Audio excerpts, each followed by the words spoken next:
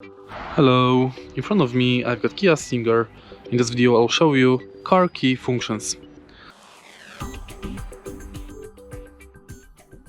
Firstly, this is the key fob of this Kia.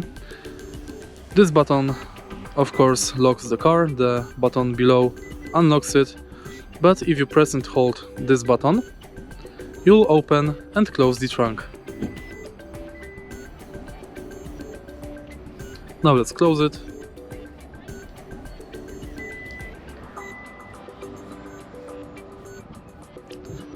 Now we've got one more button, this one.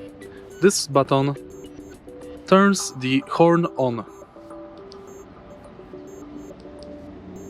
But right now this function is disabled from the car's system. Of course, you can also eject the manual key